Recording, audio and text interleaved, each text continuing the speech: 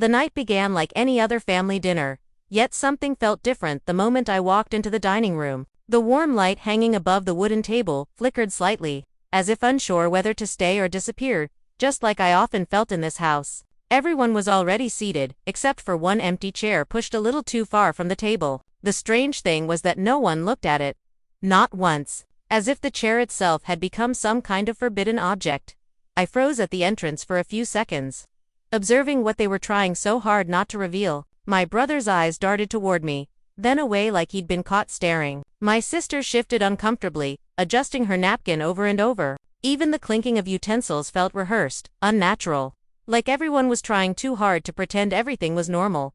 My mother ladled stew into bowls without meeting my gaze. My father cleared his throat twice, louder than necessary.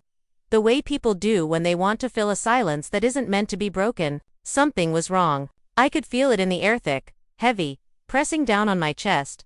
I slowly moved toward the empty chair. It should have been mine. It was always mine. But tonight, the way everyone avoided looking at it made me hesitate. For a moment, I wondered if they didn't want me there. If that chair had been left empty for a reason.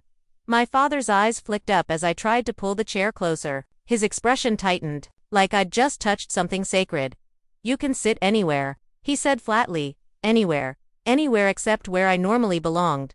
I took the seat at the very end of the table instead, far from everyone, feeling like a guest in my own house. Even then, no one seemed relieved. My siblings kept exchanging glances, silent messages slipping across the table like shadows. My mother finally served me a small portion, barely half of what she served the others, her hand trembling slightly though she masked it with a tight smile. I looked at the empty chair again. Why did its absence feel louder than my presence? Dinner began in forced silence. Forks scraped plates, spoons stirred quietly, but words stayed locked behind their lips. My heartbeat matched the rhythm of the tension, beating faster with every second that passed. I tried to make sense of the atmosphere, but there was no logic. Only a strange suspicion that everyone knew something I did in single quotes teed. After a few minutes, my father finally set his fork down with a soft, decisive tap, too soft for the emotion in his eyes. He looked at me directly, and for the first time that evening, everyone else did too. Their expressions were a mixture of discomfort and silent agreement. My father exhaled heavily, as if preparing to drop a burden he'd carried for too long. Then he said the words that split the room clean open. "Nobody needs you." The air went still. My stomach tightened. For a moment, I wasn't sure if I had heard him correctly. My mother didn't interrupt. My siblings didn't protest. The silence that followed wasn't confusion. It was confirmation. I smiled because what else could I do? Not because I wasn't hurt, but because I knew, right there, that this was the moment everything would change. Continuation from previous part, building suspense, emotion, and the turning point.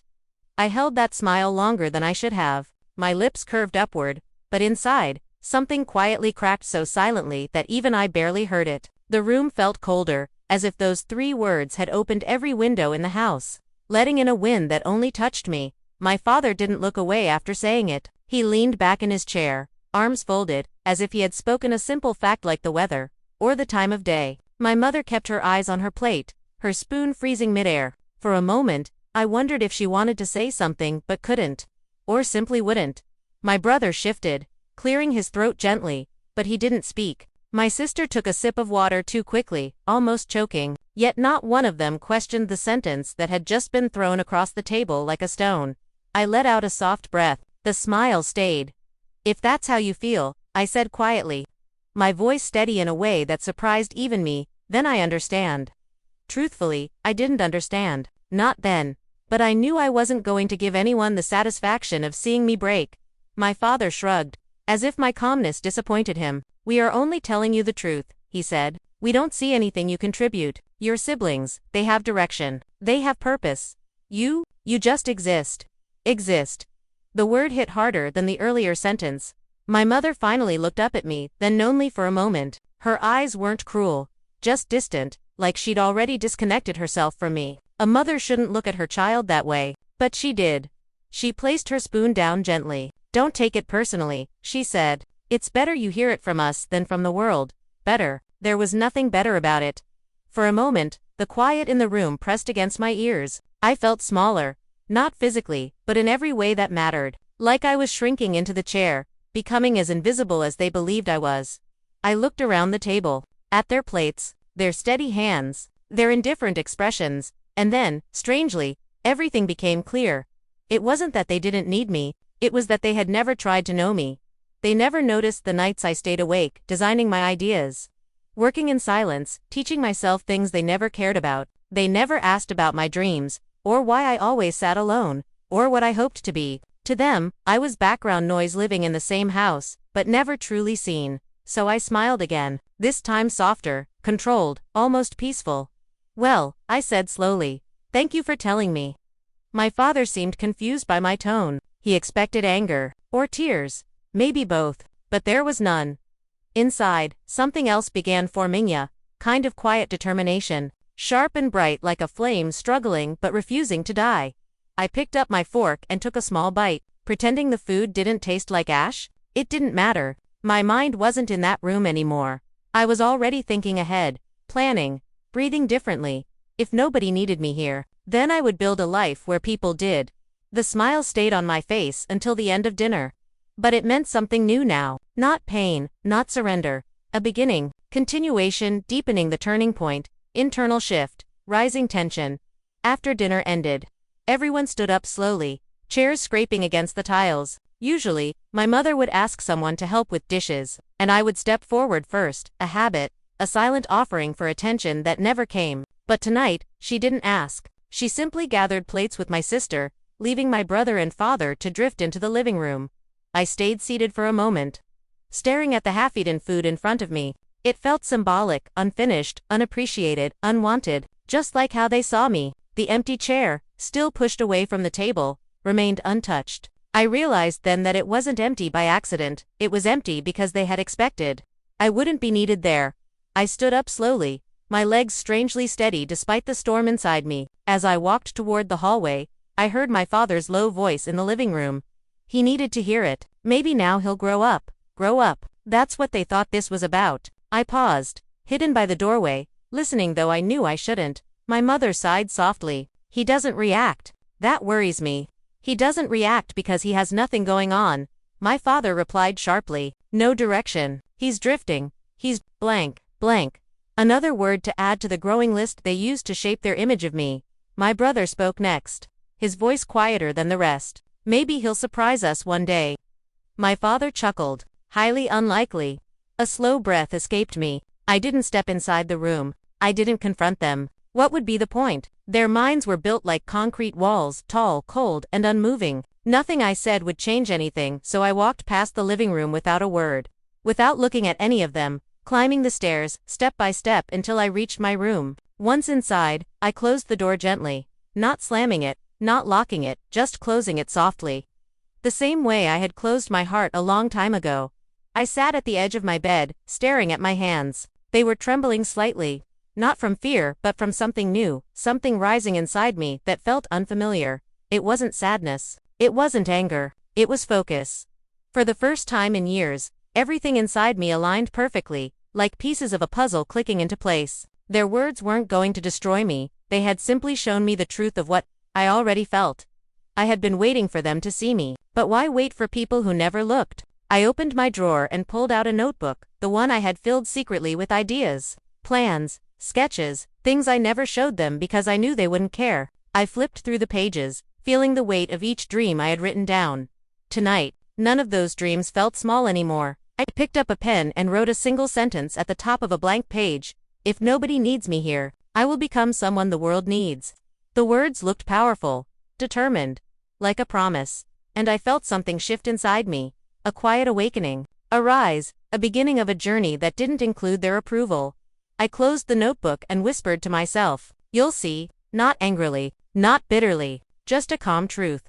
I would show them, not out of revenge, but because I finally chose me. Continuation, the night of transformation, silent determination, beginning of a new path. The house grew quieter as the night settled in. My parents' voices faded, the clatter of dishes disappeared, and soon even the muffled footsteps in the hallway stopped. Everyone had gone on with their lives, as if nothing unusual had happened, as if they hadn't told their own child that nobody needed him. But I couldn't sleep. I lay on my bed with the lights off, staring at the ceiling where the shadows moved like restless thoughts. Every word they'd spoken replayed in my mind, but instead of breaking me, it sharpened something inside me, a clarity, a self-awareness I hadn't felt before.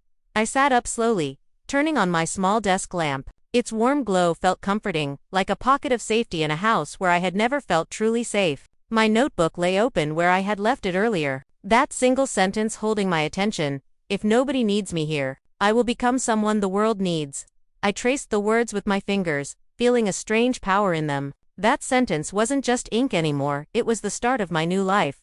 I pulled my chair closer and opened another page. This time, I wrote down everything I had been hiding. My ideas, my skills, the things I wanted to learn, the dreams I was afraid to say out loud. They filled the page faster than I expected. Maybe I wasn't as blank as they believed. As I wrote, I realized something painful, yet freeing. I had spent years trying to earn a place at their table, a place they never intended to give me. I had waited for applause that was never coming. I had hoped for recognition from people who didn't even understand what I was capable of. A single tear slipped down my cheek. But it wasn't sadness. It was release, like my heart was letting go of everything it had held onto for too long. I wiped it away and kept writing. Hours passed without me noticing. Ideas turned into plans. Plans turned into steps. I wasn't sure how, or when, or how long it would take, but I knew I would build something. Something big enough that even my parents' disbelief wouldn't matter anymore. Finally, when the pages were filled, I closed the notebook gently and held it against my chest. It felt like holding a secret power, something precious and mine alone. I glanced toward the door. Nobody had checked on me. Nobody had wondered if I was okay. They had said their truth, and gone to sleep without a second thought. But for the first time, their absence didn't hurt as much, because now, I wasn't waiting for them. I whispered into the quiet room, "I'll do everything you never believed I could." The lamp flickered slightly, but the determination inside me didn't. Tonight was the start. A beginning born from rejection, a flame lit by their words, but fueled by my strength. I lay down again, not to sleep, but to dream, with my eyes open. Tomorrow, I would take my first real step, not as the person they saw, but as the person I was becoming. And that person, he wasn't useless, he wasn't unwanted, he wasn't invisible, he was rising. Continuation, the first steps toward change. Quiet action, building a new identity. Morning arrived quietly, slipping through my curtains in thin, soft lines of sunlight. Unlike other days, I didn't wake up with the heaviness that usually sat on my chest. Last night had changed something. I felt it instantly, a strange mixture of determination and calm, running through me like steady electricity. I got out of bed before anyone else was awake, and opened my notebook again. The pages were waiting, filled with raw ideas and the beginnings of a future no one knew about but me. Today wouldn't be the day I accomplished everything, but it would be the day I started. I dressed quietly, avoiding the creaky floorboard near the door. I didn't want to face my parents yet, not because I was afraid, but because I needed space to protect this new version of myself before they tried to crush it again. I slipped out of the house with the notebook tucked into my backpack like a secret weapon. The air outside was crisp and fresh, so different from the suffocating atmosphere inside. I walked without looking back, heading to the one place that had always given me peace, the small community library at the edge of town. It wasn't big or fancy, but it was quiet. And quiet was something I needed now more than ever. The librarian, an older woman with kind eyes, looked up as I entered. "You're early," she said with a gentle smile. I nodded. I needed to be. She didn't ask why. She never did. That was one of the reasons I liked coming here. I found an empty table in the corner and opened my notebook again. The first step, I told myself. Every journey begins with one. So I started researching skills I wanted to learn, courses I could take online for free, ways to turn ideas into something real. Hours passed without me noticing. I watched videos, bookmarked pages, took notes until my fingers ached. But for the first time, the pain felt good, productive, purposeful. I wasn't drifting anymore. I wasn't blank, I was building. Around noon, my phone buzzed with a message from my brother. "Where are you? Mom says lunch is ready." I looked at the screen for a long moment. A week ago, I would have rushed home to avoid trouble. But not today. I replied simply, "I'm out." He didn't respond. I put my phone away, feeling the quiet noise of freedom in my chest. I wasn't rebelling. I wasn't disrespecting anyone. I was just choosing myself, something I had never allowed myself to do before. When I finally left the library, the sun was setting. The sky was a mix of orange and gold, like the world was slowly lighting a path for me. I walked home with steady steps, notebook in hand. Knowing I was returning not as the same person who had left that morning, I opened the front door quietly. The house was filled with familiar sounds, plates clinking, voices murmuring, but for the first time, I didn't feel like I was walking into a place where I didn't belong. I felt like someone with a purpose, someone who was becoming, someone who would soon prove everything they said wrong without needing to say a word. And as I went upstairs to my room, I whispered to myself again, this is just the beginning. Continuation, small victories, hidden growth. The world starting to notice what the family never did. The house was quieter than usual when I returned. No one asked where I had been. No one looked up when I walked past the living room. It was as if I had slipped in like a shadow, unnoticed, unacknowledged, unchanged. Except I wasn't unchanged at all. I went straight to my room and closed the door softly. My notebook was in my hand, warm from the hours I'd spent holding it. I placed it on the desk and looked at it for a long moment, realizing that inside those pages lived a version of me. My family had never met a version even I was still discovering. I opened to the page where I had written my goals and added another line at the bottom. Small steps count too.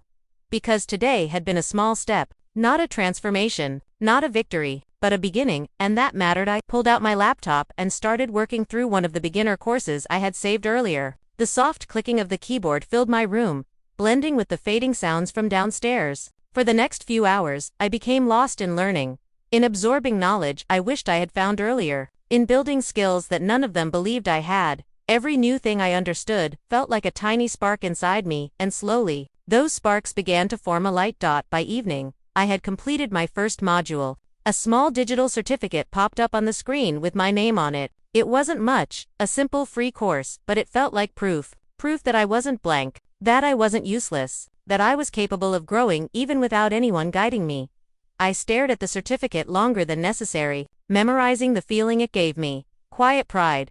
A feeling I had never been allowed to taste. Just then, a soft knock sounded on my door. 2 gentle taps. I turned in my chair, surprised. No one in this house knocked for me. The door opened slightly and my brother peeked inside. You didn't eat lunch, he said cautiously. I shrugged. Wasn't hungry? He hesitated before stepping inside fully. You okay? I looked at him closely, trying to understand his expression. He didn't look mocking or curious, just concerned in a quiet, uncertain way. It surprised me.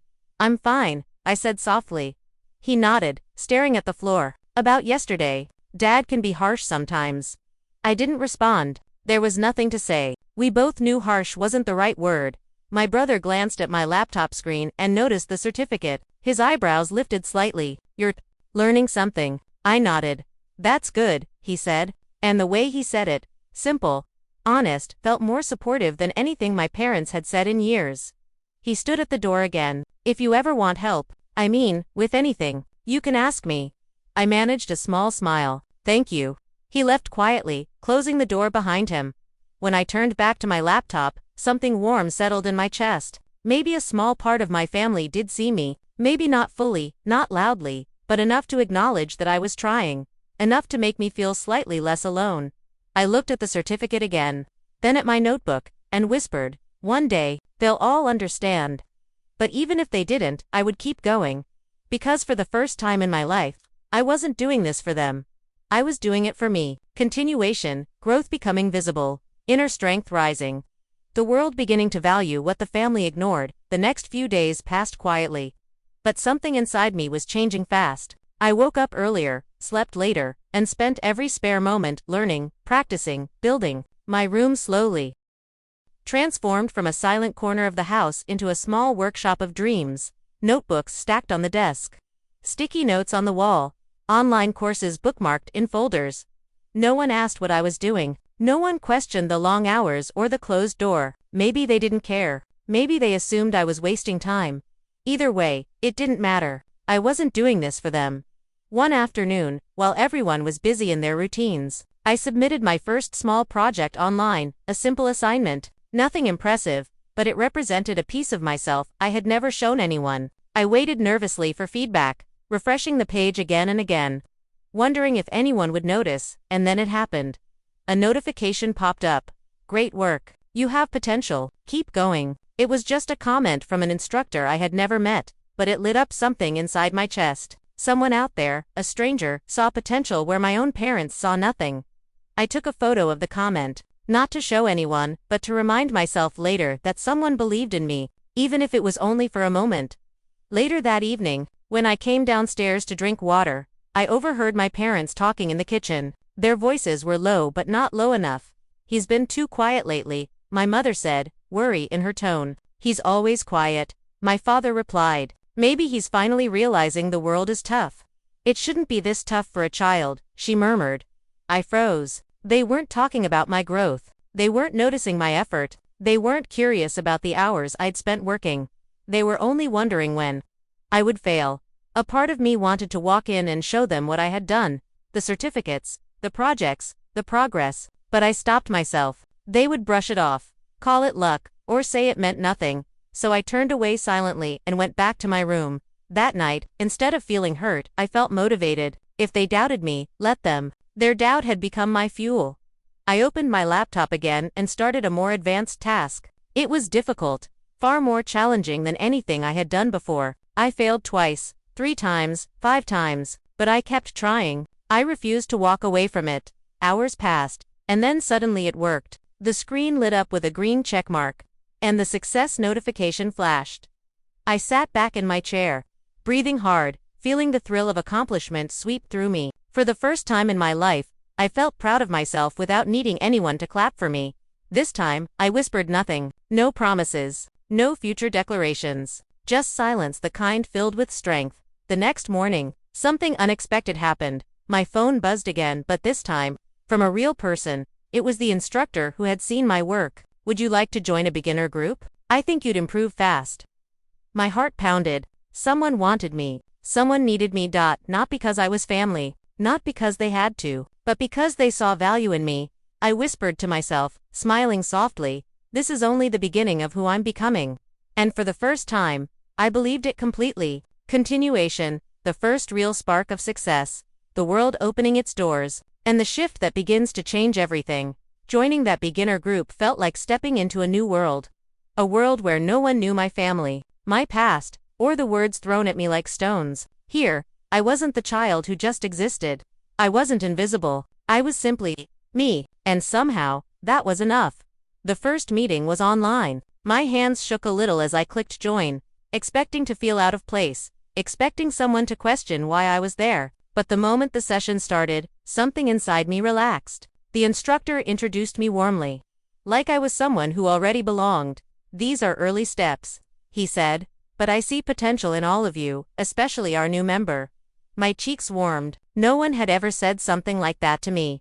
As he taught, I listened with the kind of focus I had never given to anything before. I asked questions, took notes, tried the exercises immediately, and every time I shared something, even something imperfect, the group responded with encouragement instead of judgment. It was strange at first, being treated with respect. By the end of the session, the instructor messaged me privately again, "Keep going, you're better than you think." I stared at those words for a long time. Better than I think. If only he knew how low my family had set the bar. For the rest of the week, I worked harder than ever. My notebook filled quickly, each new page representing another piece of a future I was building quietly, secretly. Every hour spent working felt like reclaiming something. My confidence, my worth, my identity. One afternoon, while practicing, I received another notification. My project had been featured on the group's main page. My heart froze. Then it raced. Featured. Mine. I clicked the post, reading the comments. People praised the creativity, the effort, the execution. Some even asked how I had done certain parts. The instructor had written a short note above it. "This student is rising fast. Watch him." I sat back in my chair, feeling a warmth I had never experienced before. The warmth of being seen, appreciated, recognized. Not by family, not by people who knew my weaknesses, but by those who saw what I could become. I wanted to tell someone. I wanted to say, "Look, I did something good," but I knew exactly how the conversation at home would go. "That's nothing. Anyone can do that. Focus on real things." So I didn't tell them. I kept it to myself, letting the pride sit quietly in my chest like a growing flame. That evening, during dinner, the table felt as heavy as always. The empty chair was still there. My father talked about my siblings' achievements. My mother nodded proudly. Nothing had changed on their side, not yet. but everything had changed on mine. I ate calmly, smiling to myself every so often, lost in thoughts of my progress. This time, the smile wasn't forced. It wasn't a mask. It was real, born from small victories they didn't know and wouldn't understand. My father glanced at me once, confused by the softness on my face. "What are you smiling at?" he asked, suspicious. I looked up at him calmly. "Nothing," I said. "Just thinking." He didn't question me further. How could he? He had no idea what was happening inside my world, and as I finished my food silently, one truth settled firmly in my heart. They didn't need me. But for the first time in my life, someone else did. And soon, many more would.